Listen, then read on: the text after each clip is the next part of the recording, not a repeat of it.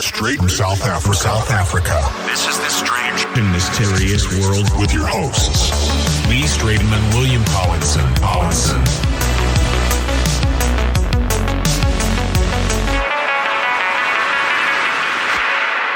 Yeah, good afternoon and welcome to Strange and Mysterious World. This is Lee and William, and this is episode 6.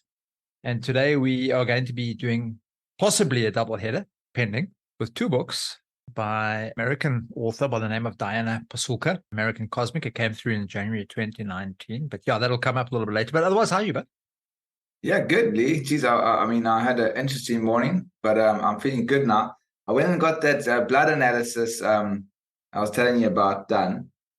And yeah, I'm feeling great after it because I go on all of these like expeditions or health kind of, I get like infatuated about like one health thing or like obsessed about it, and I go on it and then like I do it for like 2 or 3 months, and then I don't feel anything, or nothing is happening. So then I kind of give it up, but then I always think, oh my gosh, like I think I've given it up too.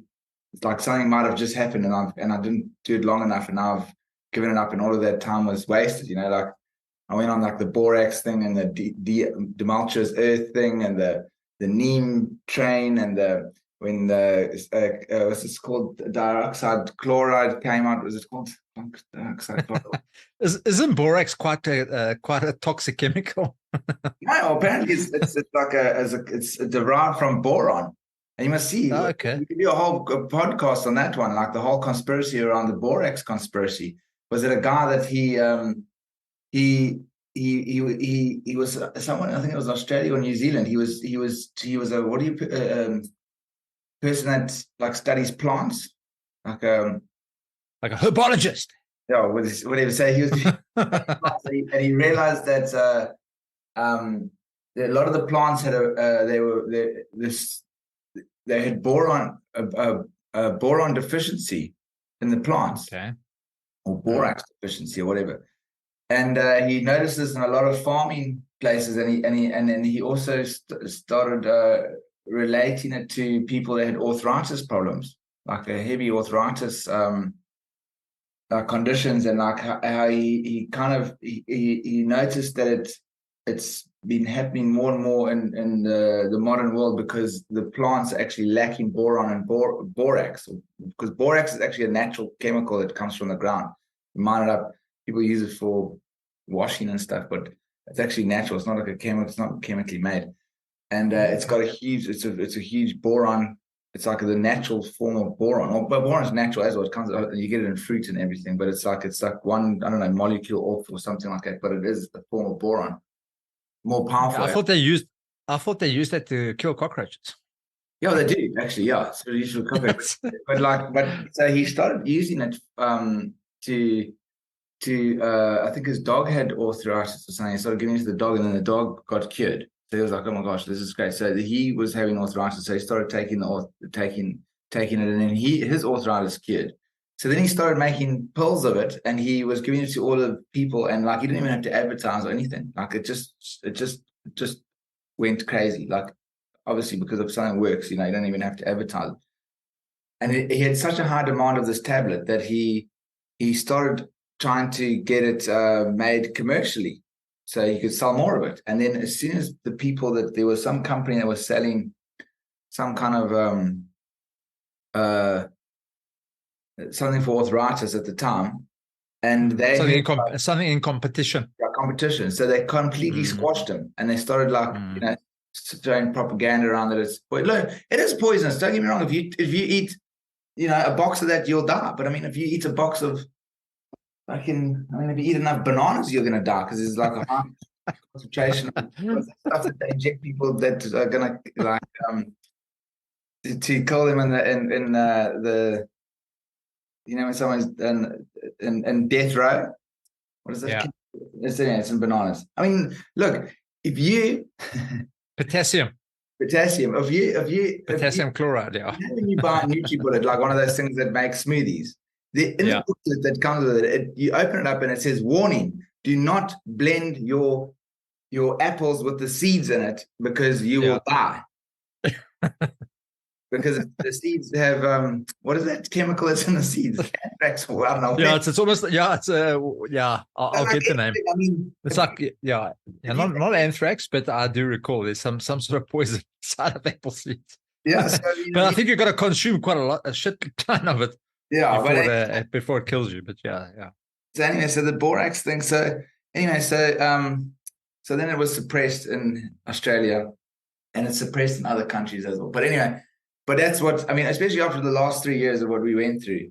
Like, I mean, I used to be all about, follow the authority and the government and the, whatever the health people say. But after the last 3 years, I'm just like, when I hear something's banned or something's not good, I'm just like, what? I'm all over it like a hound. I'm like, what's going on? Let's test it out. You're not going to break out in all sorts of shit that comes out of your ass and like something out of your ears and. Yeah. So but then I'm the guinea pig, but because I want to find out what's going on. So I'll try it on myself and see what So I don't have to listen to people telling me this is right, this is wrong. I want to see for myself what's going on. So like with the borax thing, I took borax for 3 months, but the thing is I didn't have arthritis. So it's got all these other like the pineal gland, and it takes a lot of the heavy metals out of your blood and your body and stuff like that, and it helps with some parasites. So, but the thing is, like, I'm taking it every day, and I'm not really knowing what I'm looking for. It's like so if you land up in a hospital for 2 weeks, then you realize, okay, this stuff is shit. Yeah. But don't take this again. Take like an 8. I like testing it. You should have taken the vaccine before it actually came out. You could have tested it for us, so that people would have determined if it was good or not. Whatever you want to call it. I know. So what was it? What was the saying? So anyway, so I go on these missions, right, to see what's going on, but I never ever feel any difference whenever, and I'm trying all these things. So now I found live blood analysis. So I go this and it's a homeopath, and there's a lot of things. And also, you look on Wikipedia, it says live blood analysis is like a pseudoscience thing. But I'm thinking, why can it be a pseudoscience? Because they're looking at a microscope at your blood. They can see the blood. They can look at it, and they can tell you what good blood looks like and what shit blood looks like. So how can it be pseudoscience? Like, you know what I mean? Like, who's making that on Wikipedia to say that's pseudoscience? So anyways, I went and got my blood analysis done, and it was bad. The lady looked at it, and she's like, your body's under severe stress.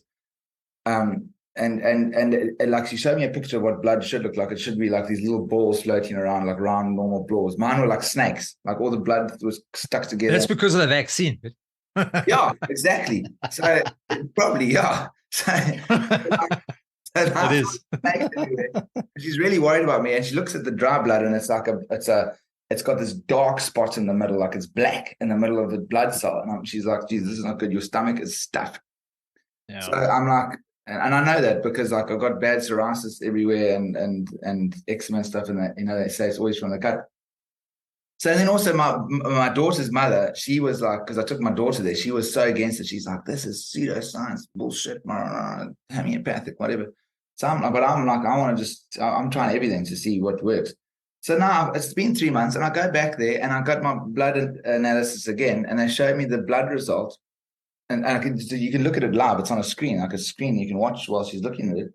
And the snakes have like dispersed. There's no snakes anymore. It's like normal like balls, but they're not completely right yet. They're still a bit unshaped. They're getting there. Is that from the borax that you've been taking? No, I stopped the borax. So maybe the borax. So what have you been taking? No, I just took. So she put me on all this homeopathic stuff, like I don't know, like herbs, and I mean it's all like. The funny thing is that they say like it's alternative medicine, but it's not. It's like that was the real medicine. That's where medicines came from. I mean, yeah, 100%. When did you stop taking the borax? Like 3 months ago. Okay. And so what have you been taking since then? So she put me on like, MSM, which is like, I mean, I've always known about what's it? Magnesium something. Yeah. Okay. And then she put me on because that's the thing that you described a little bit earlier. I've heard a lot of people that I work with, they've got issues from the vaccine that they've taken, and the blood samples that they've had as well that they've been taken is besides the protein levels been very, very high, the spike protein.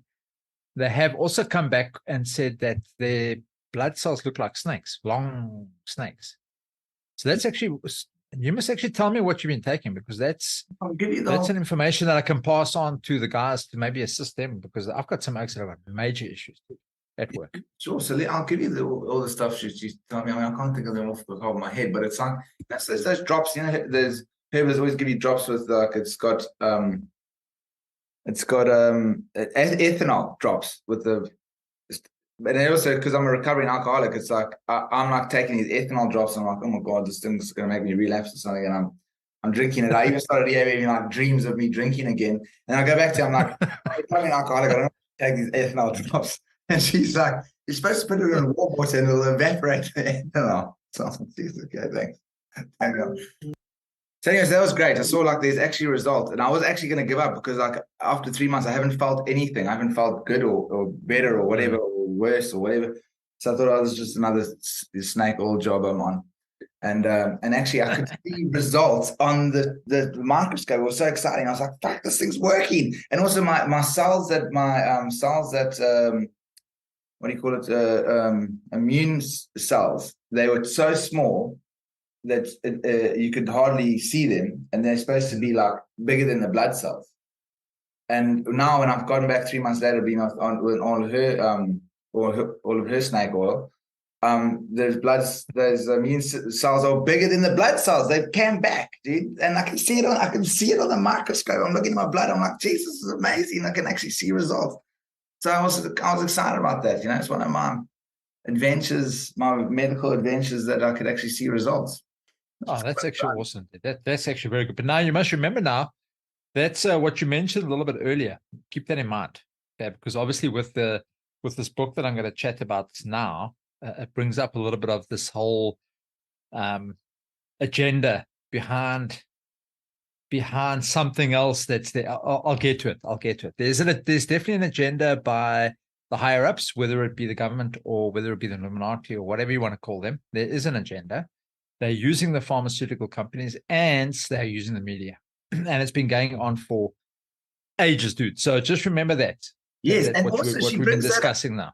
She brings it up in her next book as well, but very subtly and very like sophisticated and clever. That it's not like outright, you know, it makes her sound like a conspiracy theorist. In her later books, so she's very, very good at putting it across in a very tasteful way, I must say. Yeah, look, in the beginning of the book, and then I kind of chatted to you a little bit about it. In the beginning, I was a little bit disheartened. I thought, it seemed boring. I was like, oh God, I'm on another one of these bloody heavy hitters where you got to like try and spend hours to try and understand what the hell they're trying to say. But as the book went on, it actually turned out to be something quite informational and quite interesting. It did have a Catholic theme to it. So I think she is Catholic, if I can remember correctly. I think she does have Catholic background. There is a Catholic underlie to it, which it seemed like she was pushing that type of agenda. But look, whether or not she was, it doesn't matter. But it just kind of felt like that to me. That's what she was pushing, because one of the guys, I think it was Tyler, he converts to Catholicism at the end. But for me, that's, well, you know, I don't know. But the book. Catholicism, that's what, so she's like what do you call it, a scholar in Catholicism. That's her thing. That's why she's a scholar in religious studies. Yeah, she does a whole lot of religious studies, which I think is awesome. Yeah. So look, you know, in the beginning of the book, it kind of talks a little bit about her, Tyler, and a guy by the name of James. They go out into the desert in New Mexico, and apparently it's quite close to Roswell. But they get blindfolded for a period of time so that they can't exactly see where they're going. They land up at the spot and they're looking for some sort of artifacts, which they do find. The story then kind of evolves into them going to the airport and then trying to get through security, and they're cocking themselves because the security are checking their bags and the beeping is going off, and then they're getting questioned and all sorts of stuff. So look, I mean, obviously you have been through airports. I've been through airports. You know what it's like to get stopped by Oaks to have a look at your baggage. And you get a bit nervous. You're like, hey, shit, what is there something maybe that I don't know? But obviously these guys were carrying stuff through that they did know that wasn't supposed to be going through. So they were. But that's what happened, because Tyler was, when they went to the airport, Tyler warned them. He said, this metal that we've got on us is going to have a huge influence at the airport. And that's what happened. And it had a huge. Yeah. And also, by the way, that guy, the other guy, was his name James. He's actually come out, his name's been dropped. That's actually Gary Nolan. Okay. Yeah. Okay. So he's come out in public saying, yeah, that was Gary Nolan, but Tyler hasn't dropped his pseudonym. No. But so that was interesting at the airport, that it actually it had quite an effect at the airport. That it caused quite a thing, like a massive beeping, and actually like, what the. So they ran him through a couple of times, and they're checking his bags, and he's like sweating his ass off. The other two, she and I think Tyler managed to get through. Okay, James was the guy that was like the scapegoat. He manages to get through, but I think it was James. It was either I think it was James. But look, the story kind of evolves from there to go to Edgar Mitchell, and I don't know if you know Edgar Mitchell. He's the ex-Apollo 14 astronaut. He was one of the guys that landed on the moon, and he actually started the organization called Free. Yes, for expanding consciousness, because of his most amazing experience that he had in space. Actually, in her new she actually goes on a lot about that in her new book as well. But anyway, sorry, Karen. Right. So he obviously has an epiphany on his way back to Earth, where he sees Earth and the moon and the sun kind of, as the craft is twisting. And he comes to epiphany to realize that us as human beings are part of the cosmos. We are the cosmos. We are just obviously a little part of it, but we are, everything that's in us is in the cosmos. And he came to this kind of realization. I think when he got back, he decided to, that's when he opened up this organization called Free. And that is the research on encounters. So it's, whether it be UFO encounters or religious encounters, and consciousness. Now, consciousness is a huge thing. Because this year there's something that's in this study that may be a problem for the human being and kind of where we have come from. If that makes any sense. I'll explain that now. I'll explain that as we get into that. There were some people, when I was kind of reading this book, I was having a lot of, I do a bit of research on the internet as well, and a lot of conspiracy theorists with regards to the moon landings. The people were saying like, nah, they were fake and no such thing, and this, that, next thing, and they were formed in Nevada, the desert, and they found a plastic Coke bottle on the floor, and there was a whole lot of conspiracy theories that came out at the time. What is your thoughts on the landing?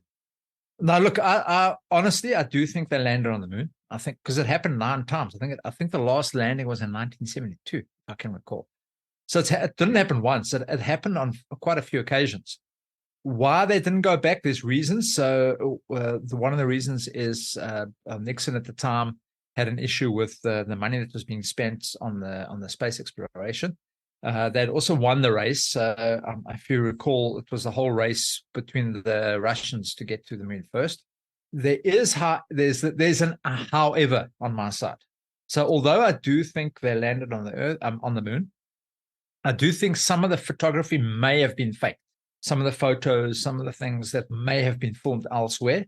Apparently, I don't know, some of the conspiracy theorists say that Stanley Kubrick was involved somehow with all the footage that was out there and filmed and all sorts of stuff. And obviously, he did the 2001 Space Odyssey. So I don't know, but it is possible that, I do 100% think they landed. Perhaps the footage from the actual camera on the moon wasn't great, so they might have been using other footage. There might have been something on the moon that they were not supposed to see, which was cut out, which I've heard stories from other astronauts that have said, there's shit on the moon there that we're not supposed to be there. They apparently got warnings and told they were not supposed to come. Yeah, there's that famous story of Neil Armstrong at that dinner party when he was speaking to that one lady, and he said, there was a craft on the one crater. It was watching us, and it was menacing. Yeah. There's a whole, but and then also, did you see that Russian astronaut that just came out recently? I don't know if it was like 6 months ago or a year or 6 months. He came out, Dmitry Rogozin, and he was the former head of Russian space agency, Roscosmos.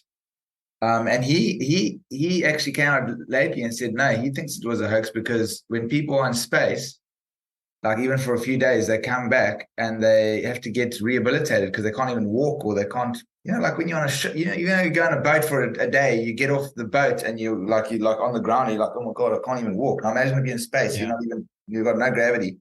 You come back and how would you even stand? So he says that when he saw the Americans coming back and climbing out of that module that dropped into the ocean, he says they came out looking as fresh as cucumbers. And that was his words.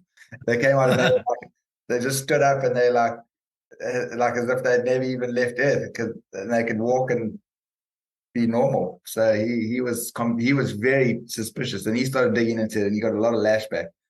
But that came out about quite a year, I don't know, a few months ago. Yeah, interesting. Yeah, no, look, honestly, I know that people had issues with the Van Allen belt, so we can't get through that, but they've kind of worked all that out. They said that the radiation from the Van Allen belt is equivalent to 1 year's worth of radiation working in a nuclear facility. So it's not that bad. Okay, because that's possible to walk through. Also, yeah. So look, I believe that it came through. The possible thing that they used some fake imagery, possible. The reasons why they stopped going back, I know when they started doing the Space Shuttle Columbia project. Because remember, they had the choice. Now, Nixon said to them, no, we're not going to the moon anymore. The Space Shuttle project, let's do that. It's a lot less money. You can go and do your experiments still in orbit. Because remember, even in the Space Shuttle, you still got to get past the Van Allen belt. There's 3 different belts that you got to get through. The first one takes you, I think, about 15, 20 minutes because you go at a certain angle. The Earth has certain, they can't just launch straight up. You've actually got to go into an arc, and you've got to go through a certain section of the Van Allen belt to get through. You can't just go in, otherwise you burn up. You go through, and then there's 3, and the other ones take about an hour and a half to get through. So it's not just a quick up into the space you go. You'll burn your ass right off. But anyway, talking about that, we go back to the book. All right. So now this research that he's busy doing, or that they're busy doing, Diana, not he, she is busy doing. And well, obviously the book that she's writing, she's chatting to Edgar Mitchell. He's talking about consciousness issue around events that are happening around UFO sightings and or religious sightings, because they kind of lump them in the same category. Because the people that are seeing religious sightings, like the Fatima story back in the early 1900s, to UFO sightings, they're very similar. What people are seeing, what people are so whether an alien decides to come to you and say it's a woman and say, I am Mary. No one knows what Mary looks like. They can say, I'm Mary. And then they give them certain prophecies and certain things, and people believe. And, it's this. And I think it's a religious experience. Meantime, it's not. It's actually an extraterrestrial experience. With regards to the UFO sightings, which people are seeing quite constantly nowadays, to the religious sightings, which people were seeing, it's in the same category. The stories are the same. These entities are appearing. They're giving information. Whether they come through as a religious figure or not doesn't actually make a difference. It's the same. It's the same thing. And obviously, the Catholic Church, depending on the research and on the investigations they do, they then approve it and say, yes, okay, this is definitely this is a religious sighting or not. So, in a way, the Catholics actually confirm that if you had to look at in the UFO eyes, they're confirming that these things actually exist, especially if they confirm that the religious things, like the Fatima thing. If it's a UFO thing, they've said, yeah, cool. Mother Mary appeared to the 3 kids. She had a thing. Yeah, no, this is part of our thing now, dogma. That they've now confirmed that this whole alien thing is actually it's true. Okay, so now remember that. Okay, because this is part of the consciousness thing. Now we go into something. Do you know what a hybrid documentary is? Hybrid documentary or hybrid? Yeah, hybrid documentary. So basically what it is it's a documentary where they've got fact and fiction. So they will show you something that's actually really happened, but then they've fictionalized it. So they'll give you a whole lot of information, and they'll say this is based on true story, but the true story is actually only 10% of the actual movie or the documentary. Like the rest of it is just fabricated. It's like a propaganda film kind of thing. Yeah, 100%. And they have been doing this for a long time. And I'll give you an example. So do you remember the Amityville Horror? Yes. The Amityville Horror, yeah. Famous horror story, yeah. Yeah, so the guy killed his family. That's a clear case of murder. Done. Prison. There you go. But the whole story now with, hey, now the devil made me do it, and I heard his voices and all sorts of stuff. Then they made the movie where actually 90% of that movie probably didn't happen. You know, where the walls were running with blood and the dogs were like barking at these entities and they were hearing these voices. So all of that cuck actually didn't really happen. The part in the beginning where he shot the family did happen. So that, yes, that 5 minutes of the first 5 minutes of the movie were true. The rest of the movie was crap. Well, not crap, but fake news, which is what everybody likes to call it nowadays. And we have a lot of that. Now, let's go to Betty and Barney Hill. Okay, 1961, they have this UFO experience. The idea was the first thing what happened was they were driving along, they were on their way home. They saw this light outside their car. Barney got out of his vehicle. He had a gun with him. He aimed it at this light. It disappeared. And then they managed to get home. That was the end of the story. Okay.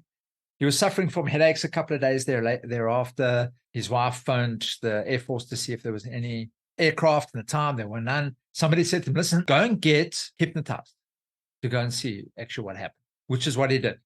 And then he came up with the story that, oh, no, he saw these entities that had these big eyes that were wrapped around their heads, and they were from the star system Zeta Reticuli. And, you know, the whole story only came out after he had been hypnotized. But the problem is a year before this whole story, there was actually a movie that came out. I think it was called Ship of Monsters. It was in 1960. That alien with the big eyes was there on that Ship of Monsters. Yeah. So he had obviously seen it, and somehow it was in his memory, and it probably came to the forefront when he was being hypnotized. Now, this is a problem because the media push things on us to say true, like the Passion of the Christ, where most of the story was actually fake. Some of it was true, some of it was fake. But people, because it's now in our consciousness, it's now in our memory, we assume when somebody tells us about it, we think that's the truth. And we actually recall that as a truth. So, and the media push it, They advertise it as true stories. They advertise it as, you know what I mean? And it gets pushed and pushed and pushed. And this is an agenda. This whole alien thing as well is an agenda. Something's pushing it, like we were discussing a little bit earlier. Something is pushing this agenda, and it's making us think that these things are real. Whether or not they are, I don't know. It's a bit of a, you know, a lot of the stuff we can actually go back and say, listen, this guy was imagining these things. You'd seen them a year earlier. Something happened, yes, but did his memory of something that didn't really happen come to the forefront that made it seem like it was a reality? It's possible, because you must remember, we can create, as a human being, we can create amazing things in our minds. And it can be so believable that to you, that could be the truth. Do you understand what I'm saying? Yeah, for sure. So we've got to be careful with these things. So the part of this book where they're chatting about the consciousness with Diana and Edgar, with the whole organization of Free, this is what they're trying to understand. Is it that we've come through a history that's not quite recent history, but maybe older history that we have misunderstood and we don't really understand? We've kind of made it up because somebody has told us, or as kids we saw this, and then as we've grown up, it's in our psyche, it's in our consciousness, and we've now thought, this is actually part of reality. Yeah, it becomes a real thing. There's also, like, sometimes when you see something, your mind actually doesn't understand it, so it's reaching for everything that you have actually learned or seen before, whatever, to try and reconstruct to make you understand what you actually seen. So actually, those things like of a grey visitor in the night, a grey alien, maybe it looks completely different, but because we've been actually been so forced into our head that this is what it's meant to look like in our pop culture, that's your mind grabs something and then immediately that's what it makes it out to be. And even if they've got some kind of way to manipulate how you see things or whatever, it maybe emphasizes that, and that's how you see it now, you know. and it Yeah, could 100%. be different. But that's how you Yeah. So now you remember now, you've got consciousness that's being pushed on us as an agenda. Okay. Now, for some reason, we're still having to figure out. Now we get to something else, which they mention in the book, which for me is probably the most fascinating topic. I've always loved this topic, and I think there's something really special about this, is the frequencies. And I know we've discussed it over a few of our podcasts with regarding to, remember that Archon story where the human body had to get to a certain level of frequency or understanding, if you want to put it in that way. The frequency thing is, for me, is huge. Now, so you know something called the pineal gland that sits in our corp, in the middle of our head. Yeah. Okay. This thing here is supposed to activate higher consciousness, the pineal gland. Okay. If you look at all the studies around it, if you look at all the meditations, people kind of say you need to meditate on it and you need to bring out this is where your third eye apparently sits, in the pineal gland. Now, and just for those listeners that want to know, if you want to know what the frequency of the pineal gland activation is, it's 963 hertz. Anyway, back to the normal story. Everything that is of low frequency destroys the DNA that is in the body. Okay, so we got to get to the DNA now. The pineal gland has been calcified in most human bodies, and that's due to fluoride in the toothpastes that we have, and the fluoride that drink our water. Yeah, our water contains massive fluoride, and the stories are that they bring the fluoride through as the reasons for teeth getting rotten and all sorts of stuff. But if you look at what's in our water now, dude, I actually go and buy water from Checkers, the osmosis water. I don't drink any other water. I've got an osmosis system in my house here, but the thing is, it pulls out all the minerals as well, so that's why I get the mountain. Yeah, so you've got to replenish the magnesium and those kind of things. But that's, I always thought that was weird that they put the fluoride in the water, because like, why would the government care so much about your bones and your teeth? I mean, if they care so much about it, why don't they put vitamin C in the water, or like exactly, vitamins? I mean, what's up with the teeth and the bones? Like all the things they could put in the water to help you. Why teeth and bones? Like, it's like exactly. Skin, our fucking eyes, man. What the fucking teeth and the bones? Like I said, there's an agenda, dude. There's another. So this piece is another agenda. It's another part of the agenda. There's something going on. It's something trying to keep us down. Something trying to keep us away from what our natural aspect is. So anything under 300 hertz is not great, especially if it's at a constant. Is not good for the human body, especially if it's a constant droning. Now, our stuff, we are surrounded by things that are under. Even under 100 hertz. I mean, you're looking at our cables that are running our electricity on the roads. You're looking at car background noise, the airplane background noise, artillery noise, the booms from mining. We're constantly surrounded by low droning noise, and low droning noise deteriorates DNA over a period of time. So, pineal gland has been calcified, so it prevents us from actually reaching the higher consciousness. B, our DNA is constantly getting bombarded with low frequency and microwaves, which is from your cell phones and from the cell phone towers and all sorts of stuff. So they're changing the DNA that's within the body. They're changing us to something else. So there is another agenda that seems to be, we are surrounded daily by agendas that tend to come our way. And it's very difficult for us to understand it and to awaken to the fact that this is actually happening. A lot of people will think, nah, man, you're talking shit. This is not happening. But I promise you, once you start awakening to these possibilities and these facts, you'll see it. You'll see it for yourself. Lee, sorry to cut you there, man, but it's so funny. I was speaking to this other lady the other day and talking about frequencies. She's like quite a new age person, but she was telling me that linen, linen. If you wear linen, your body vibrates at like, I don't know, 5,000 times more than it should. But if you wear cotton, it only vibrates like a little bit over your normal rate. And if you wear anything synthetic, whatever, it brings your whole vibration of your body down. And that's why they had linen sheets inside hospitals, because like it would bring your vibration of your body up extremely high, and it would help you heal. And that's why monks and everything only wore linen. And like yogis and Buddhist people would only use linen, because they would would raise your frequency of your body. I just thought that was quite interesting. Maybe Oh, wow. Actually, I did not know that at all. That's actually very you should just go on a linen excursion and just wear linen for like just a month. cotton or linen. Report back what we find. Well, you can do it. Seems like you're not experimenting with yourself, so you can do the whole cotton thing. And then the last thing I wanted to talk about in this book, which was very, very interesting, was something what she likes to call the book angel. All right, we've all had it.